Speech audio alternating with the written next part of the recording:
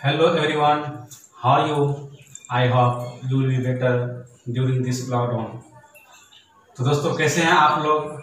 मुझे आशा और उम्मीद है कि आप सभी अच्छे होंगे और घर पर होंगे। तो बच्चों, आज इस वीडियो लेक्चर के माध्यम से हम क्लास 10th का चैप्टर नंबर 2 अम्ल, क्षारक तथा लवण का तीसरा वीडियो लेकर आए हैं और इस वीडियो के माध्यम से हम लोग पढ़ेंगे पीएच स्केल। तो आप सबों को मैं कहना चाहूँगा कि यह अत्यंत महत्वपूर्ण टॉपिक है आपके एग्जाम के दृष्टिकोण से, इसलिए इस वीडियो को पूरा अवश्य देखें। और जो बच्चे इस चैनल को पहली बार देख रहे हैं तो वह चैनल को सब्सक्राइब कर रहे हैं और बेल आइकन बटन को दबा लें ताकि उनको प्रत्येक विषय का वीडियो का नोटिफिकेशन मिलते रहे। तो बच्चों, हम लोग शुरू करते हैं पीएच स्केल। तो लिखिए पीएच स्केल। PH scale. तो अब यहाँ पर प्रश्न उठता है कि सर पीएच स्केल क्या होता है? ज्यादा नाम से स्पष्ट है स्केल। तो आप स्केल वर्ड से परिचित है, तो स्केल का आप यूज क्या करते हैं? किसी न किसी चीज को मेजर करने के लिए, मापने के लिए। तो यहाँ पर है पीएच स्केल। तो हम लोग का चैप्टर है अम्ल, क्षारक तथा लवण। तो इसमें क्या है कि पीएच का जो मतलब है, तो किसी भी विलयन में हाइड्रोजन आयन की सांद्रता यानी कि कंसंट्रेशन ऑफ हाइड्रोजन आयन को मेजर करने के लिए या बताने के लिए जिस स्केल का प्रयोग करते हैं उसी को कहते हैं पीएच स्केल। और इस पीएच स्केल का खोज सन 1909 ईस्वी में एक वैज्ञानिक थे सोरेनसन, उन्होंने ही किया था। तो सिंपली आप कह सकते हैं कि किसी विलयन में उपस्थित हाइड्रोजन आयन की सांद्रता को ज्ञात करने के लिए जिस स्केल का उपयोग किया जाता है उसे पीएच स्केल कहते हैं तथा इसकी खोज सन 1909 ईस्वी में सोरेनसन ने किया था। बात क्लियर? सिंपली हाइड्रोजन आयन की सांद्रता ज्ञात करने के लिए जिस स्केल का उपयोग करते हैं उसे पीएच स्केल कहते हैं। बात क्लियर? इस परिभाषा को लिख लिया जाए। तो लिखिए किसी विलयन में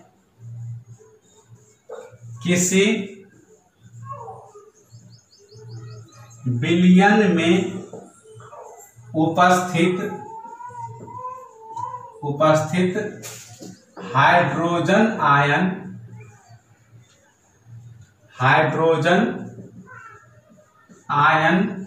की सांद्रता ज्ञात करने के लिए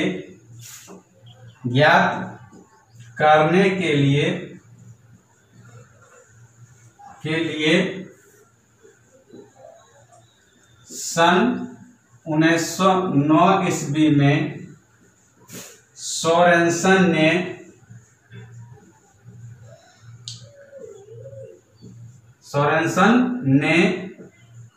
एक स्केल का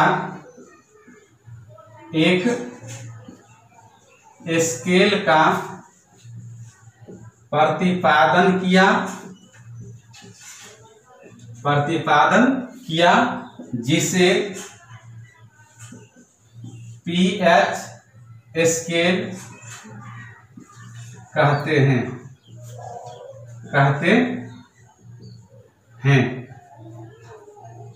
अब यहाँ पर एक आपसे ऑब्जेक्टिव पूछा जाता है कि पीएच स्केल में ये जो लेटर पी है यह किसका सूचक है?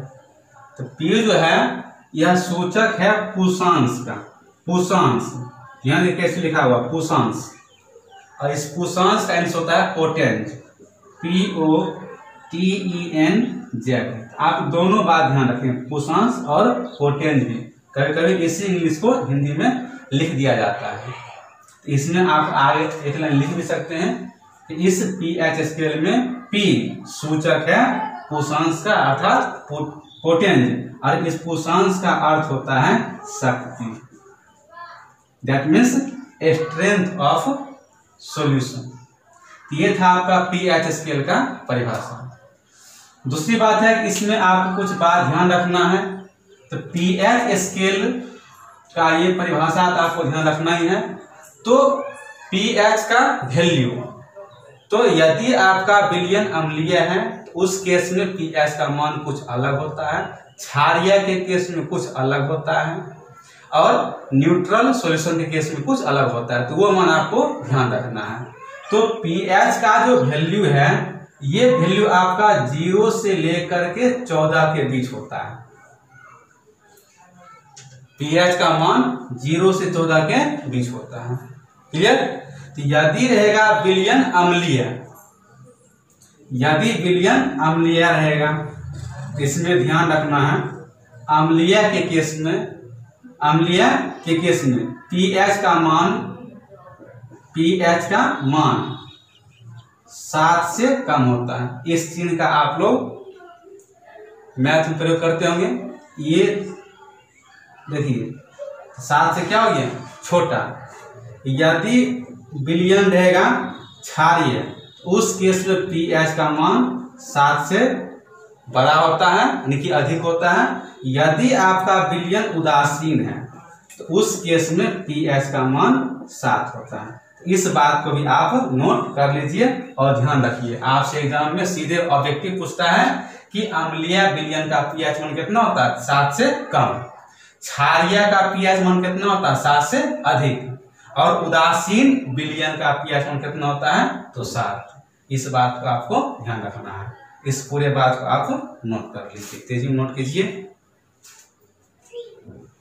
तो अभी आपको बताया गया था कि क्षारीय विलयन का पीएच मान 7 से अधिक होता है, अम्लीय का पीएच मान 7 से कम होता है और उदासीन विलयन का पीएच मान 7 होता है। अब किन्हीं न किन्हीं के मन में एक प्रश्न आ रहा है, सर पीएच क्या होता है? वो तो पीएच स्केल का परिभाषा था, तो ऐसे आपकी क्लास 10th में है नहीं, फिर भी हम आपके नॉलेज के लिए थोड़ा सा चर्चा कर दे रहे हैं कि पीएच क्या होता है। तो पीएच के बारे में यदि आप लिखना चाहें तो लिख सकते हैं कि पीएच। तो पीएच को आप परिभाषित कर सकते हैं कि किसी विलयन में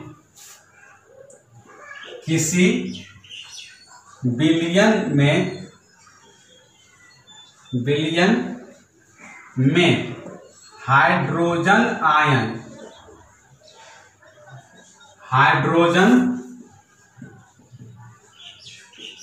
आयनों के सांद्रण के व्युत्क्रम के लघुगणक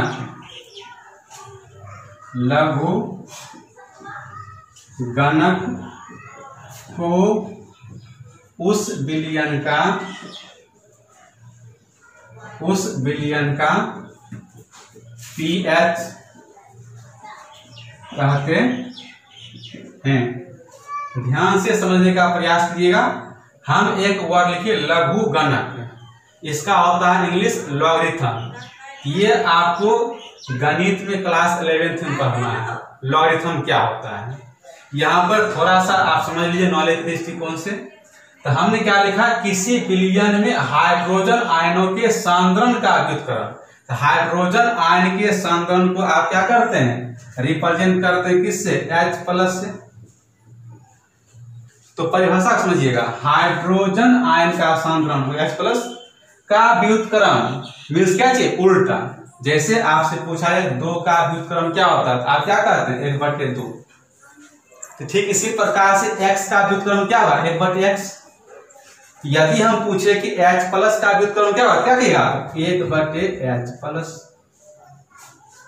तो यहां से यहां तक हो गया क्लियर। हाइड्रोजन आयन के सांद्रण का व्युत्क्रम के लघुगणक, सिंपल समझिए लॉग। तो ये हाइड्रोजन आयन के सांद्रण के व्युत्क्रम का लघुगणक है, इसमें आप क्या लगा दीजिएगा? लॉग। और इसी है क्या कहते हैं हम लोग? पीएच।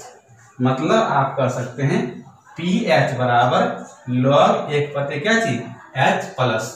तो आप सूत्र पढ़िएगा, लॉग का सूत्र होता है एक log m/m। ये होता है log m - log m।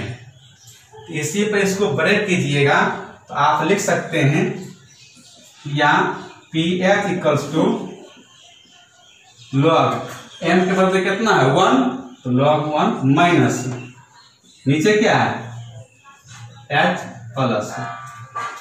यहाँ पर ध्यान रखना है कि log 1 का मान होता है 0, ये वैल्यू याद रखना है। यहाँ पर 0 पुट किया क्या जाएगी pH इक्वल्स टू इसका मान कितना हो जाए 0 minus log h plus sign. तो इसलिए आप लिख सकते हैं pH equals to minus log h plus sign. ये होता है आपका pH। बात क्लियर, इसको आप नोट कर लीजिए। तो अभी जस्ट हम आपसे बात किए pH, तो pH का सूत्र आपको निकल गया pH बराबर minus log h plus sign. इस पर एक सिंपल हम न्यूमेरिकल कर लेते हैं। जैसे आपसे प्रश्न दिया गया उदासीन जल में हाइड्रोजन आयन का सांद्रण 10⁻⁻7 है, तो इसका pH मान क्या होगा?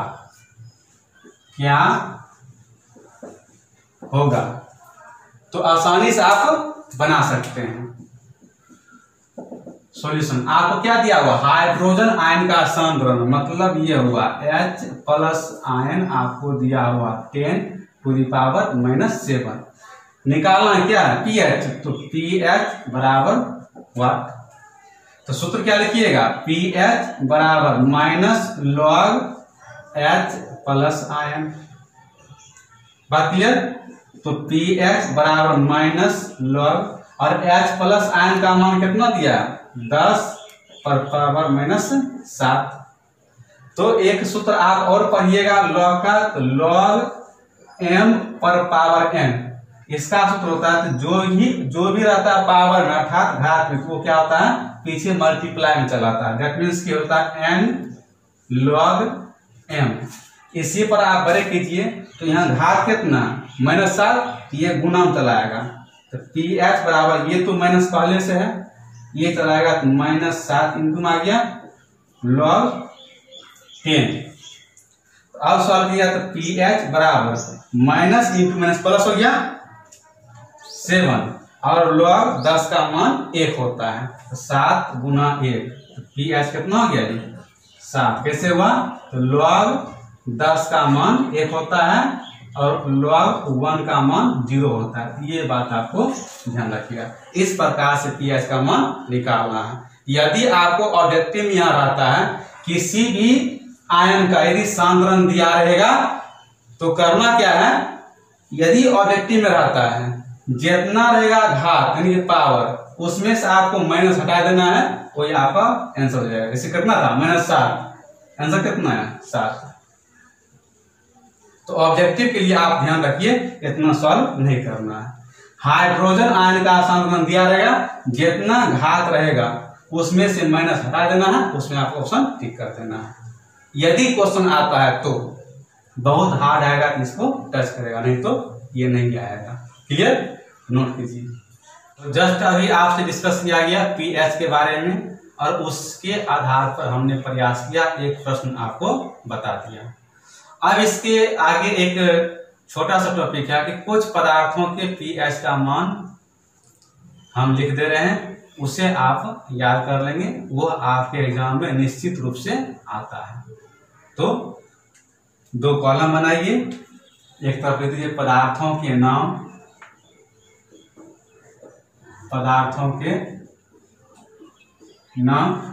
और दूसरा आप कॉलम लिखिए लगभग, हाँ ये एग्जैक्ट नहीं है, लगभग मान है, लगभग pH मान। इसमें आपको सबसे पहला है जठर रस। तो जठर रस का pH मान होता है 1.2। बहुत ही इंपॉर्टेंट टॉपिक है, मोस्ट इंपॉर्टेंट एग्जाम के दृष्टिकोण से। यहां से ऑब्जेक्टिव रहता है। दूसरा लिखिए नींबू का रस, नींबू का रस, इसका होता है 2.2। तीसरा लिखिए शुद्ध जल, शुद्ध जल, तो शुद्ध जल का pH मान 7 होता है। तीसरा हो गया। चौथा लिखिए ताजा दूध, तो फ्रेश मिल्क का pH वैल्यू 6 होता है, 6। पांचवा लिख लीजिए milk of magnesia, milk of magnesia, इसका pH मान 10 होता है। बताया गया है मैग्नीशियम हाइड्रोक्साइड को ही मिल्क ऑफ मैग्नीशिया कहते हैं। 10। नंबर 6 लिखिए रक्त यानी कि ब्लड, तो ब्लड का pH मान लगभग 7.4 होता है, 7.4।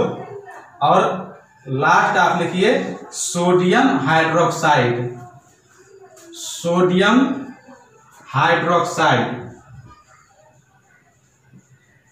इसका pH मान 14 होता है। तो तरीके से नोट कीजिए। तो आज के इस वीडियो क्लास में हम आपसे डिस्कस किए pH स्केल के बारे में, pH के बारे में, और कुछ पदार्थों का pH का मान फिक्स होता है, उससे आप याद कर लेंगे। तो बच्चों आज के क्लास को हम यही स्टॉप करते हैं, फिर मिलते हैं अगले।